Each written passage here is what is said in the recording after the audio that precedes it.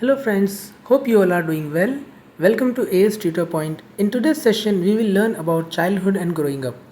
In previous session, we learned about education psychology and educational methods.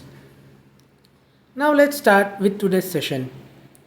So, childhood and growing up. Today we will learn growth, development, maturation and adolescence in this session. Let's start with understanding what is growth. Growth is a part of human development and physical increase. Let's first understand the definition of growth. Growth means change in the physical or physiological structure, increase in size, height, weight. Encyclopedia Britannica says it defines growth as increase in the size or amount of an entity, structural and physiological changes through maturation. Now let's see some key feature of it. Growth is used in purely physical sense. It is biological process from birthhood to adulthood, quantitative in nature. One of the example is from the very beginning a child needs food. New cells are produced resulting in physical increase. This is growth.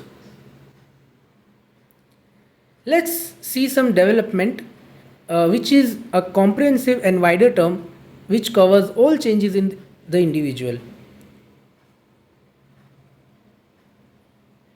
The first one is Hurlock. Development means a progressive series or orderly changes as a result of maturation and experience. It is continuous and gradual. Skinner's view. Development is a continuous and gradual process. It is quantitative as well as qualitative in nature.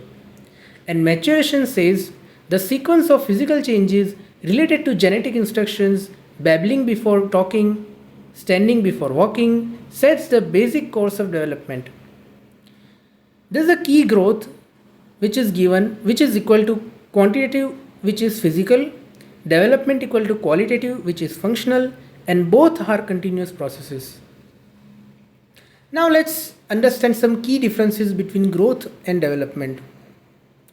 We will go with the point of differences between these two in the manners of meaning, types of change, visibility, limits, causes, dependence, and complexity. First, understand the point of difference of meaning with growth, which is biological process, increase in weight and height, and in development, it is a progressive changes leading to maturity. The type of change says physical change, quantitative in nature for growth, and for development, qualitative change, hence not directly observable. Now the point of difference in visibility says observable and easily measurable, while for development not always observable, requires continuous assessment. Limits stops at maturity, ways variation may continue. Now weight variation may continue, and development lifelong continuous process never truly stops. Causes for growth depends on heredity, while for development depends on interaction between heredity and environments. Dependence for growth may or may not bring development, example mental retardation. While for development includes growth, but it is much broader. Complexity for growth is small and simple concept, natural, while for development it is wider, complex concept and depends on external factors. Principle of development. Let's understand some points on principles of development, which is continuity, sequentiality, generality to specificity, differentiality, head to tail, and center outward. Let's see the first point, continuity.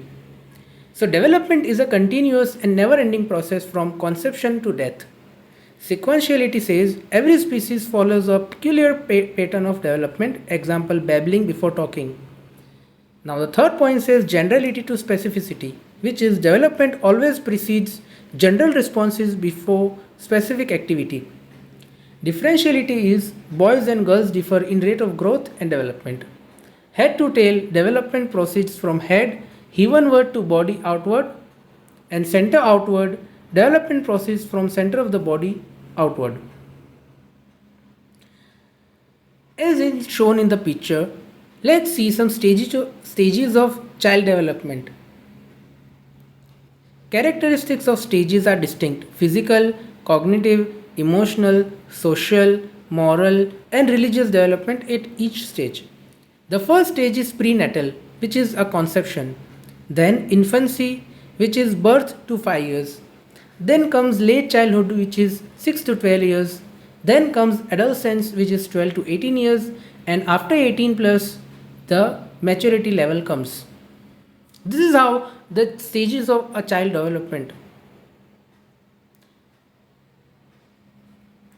Now let's understand the adolescence, the most important period of human life, which is between 12 to 18 years of range.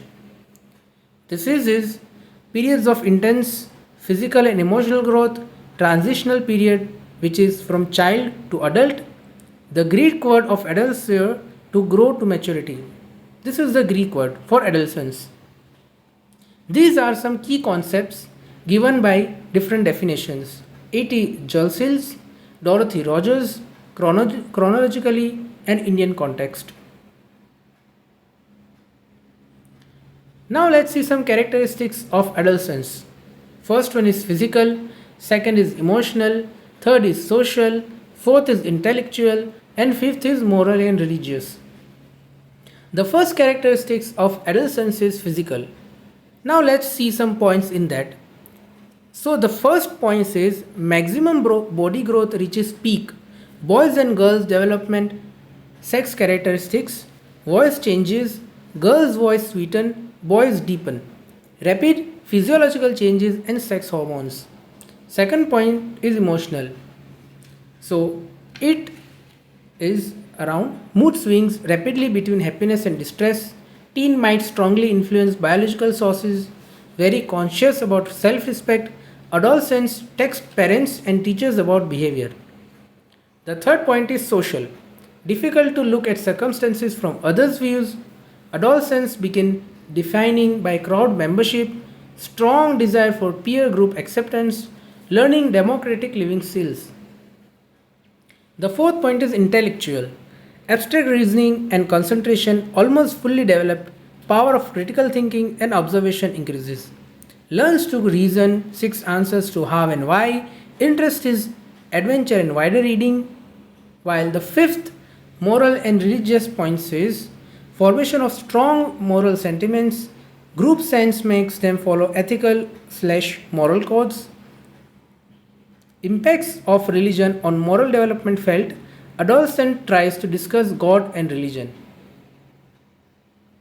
Now let's see some common problems of adolescence. First one is emotional changes, second is behavioral changes, third is educational challenges, fourth is psychological problems, fifth is addiction to cyberspace, and sixth is aggression and violence. Let's see the first point of emotional changes. Age of confusion between adulthood and childhood, feelings of inferiority or superiority, mood swings causing self-consciousness. The behavioral changes causes bodily changes cause self-consciousness, teens dressing, hairstyle and fashion changes rapidly. Lying is common to avoid confrontation. The educational challenges are pressure to perform academically, juggling schoolwork, extracurricular activities and home chores can be stressful and exhausting. The psychological problems are depression, low self-esteem, inferiority complex, concern over body image, skin color, height, physique and appearance, and addiction to cyberspace. This is the most important point in today's era, which is internet addiction. Adversely impacts academic performance. Adolescents addicted to internet tend to have fewer friends and less active social life. Because of these all points, some might face aggression and violence. Adolescent boys often get into fight at school. Bullying is a major problem. Boys and girls must deal with violence in various forms. Now, roles in child development. There are different roles in a child development, which is role of home, role of school, and role of society. Let's understand the role of home in child development. So, parents are primary means by which children development social skills. Playing is one of the most important tools for development. Parents should encourage their children to play, build characters, family ritual promotes sense of belonging and better sleep patterns, routines, eating meal together, going to park on Sundays, etc. The role of school's role to bring each student to their individual maximum academic potential. Teachers should motivate students to take part in various activities and sports. Curriculum in school should relate to real life of adolescents. Activities like woodwork, spinning, weaving, gardening builds personality. School guides students at each stage, makes them productive citizens. And role of society is an asset of social relationships. Good habits, personality traits and behavior are a product of school environment. Children learn social behavior by mimicking peers and environment. Society must create protection for healthy development of children. Individual social environment has profound impact on quality of parenting. These are some implications for education of adolescents, which is proper knowledge of adolescent psychology, providing suitable environments for proper growth, rendering proper sex education, counseling need of adolescents, providing religious of moral education, urging guidance services. If you guys want to understand some more points in this, just pause the video and read once like that. So this is it from today's session. Hope you have learned something new today and it has increased your knowledge. Thanks again for watching. Please like, share and subscribe to our channel and press the bell icon to never miss an update. Let's meet again with a new topic in another session. Till then, keep learning and keep growing. Thank you.